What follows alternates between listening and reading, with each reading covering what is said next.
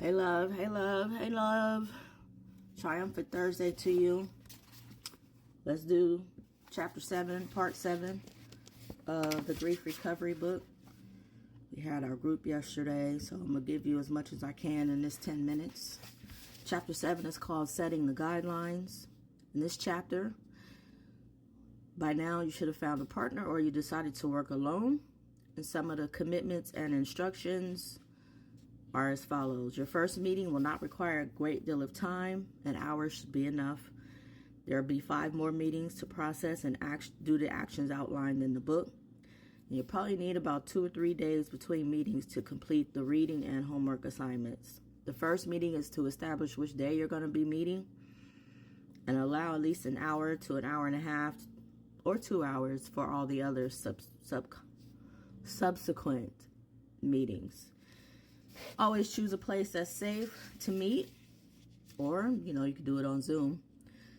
Talking about your losses will probably generate some normal and natural human emotions, may be accompanied by tears. Crying is natural and normal, but it's not essential. Don't put false value on tears. Crying is not completion. Establish whether hugs are safe for both of you. Some people don't want to be hugged or touched. Let that be okay. Do not hug while the person is talking.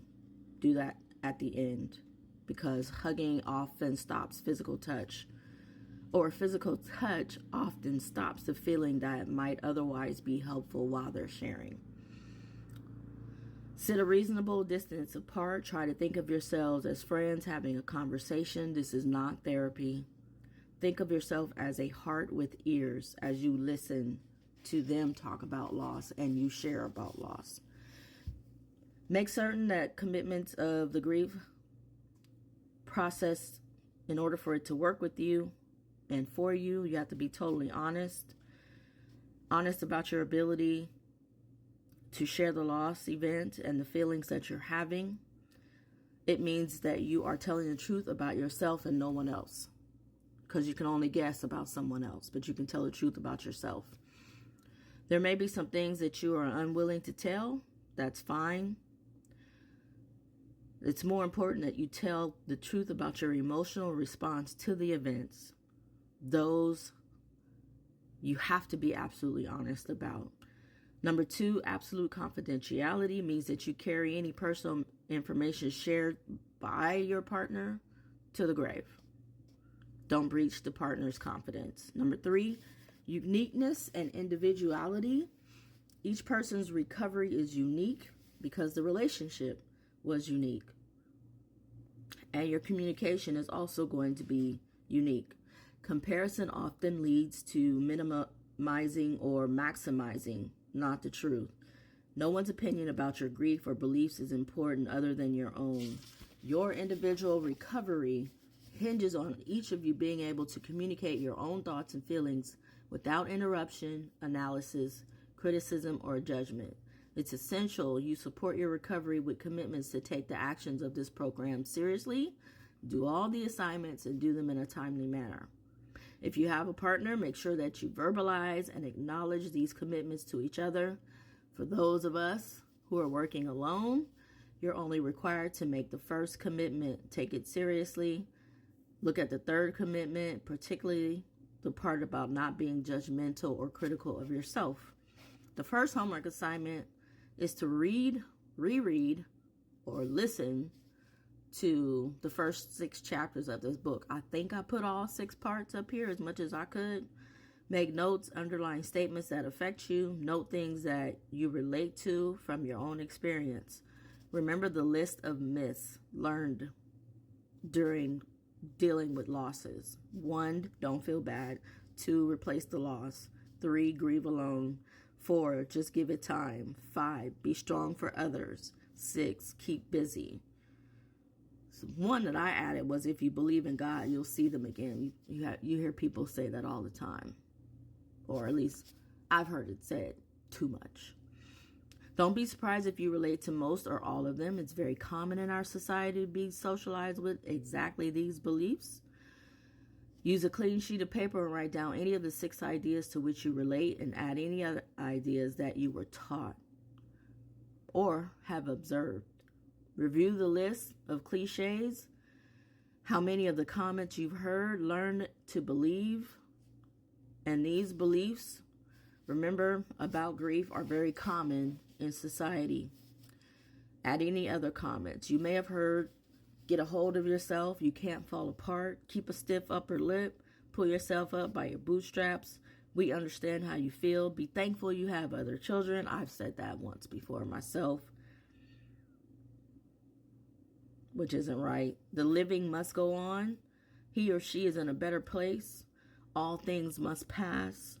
She or he led a full life. God will never give you more than you can bear or handle.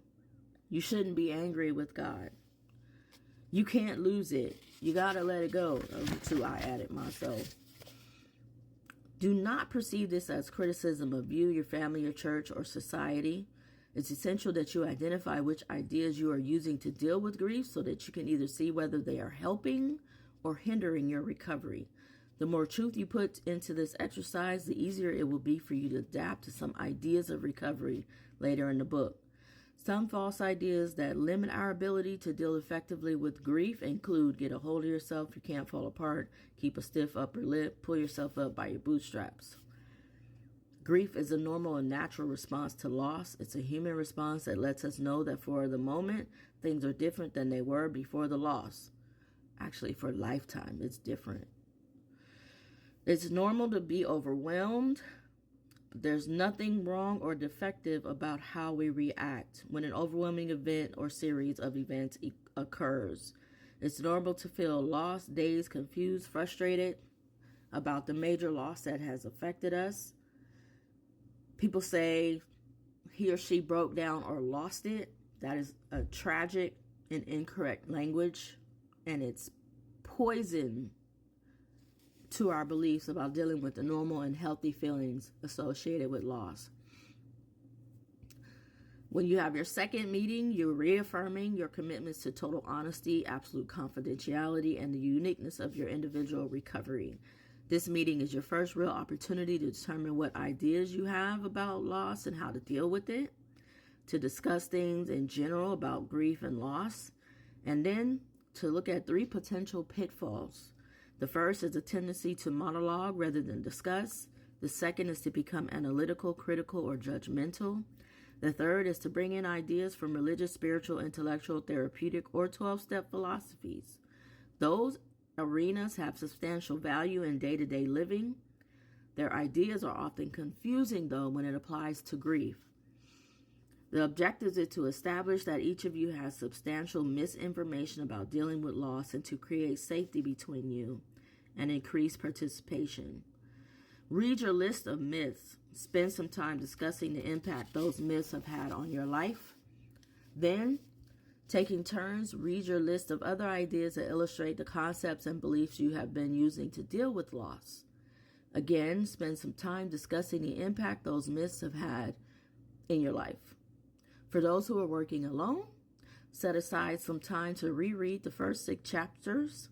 Review the lists you've made and compare them with those in the book.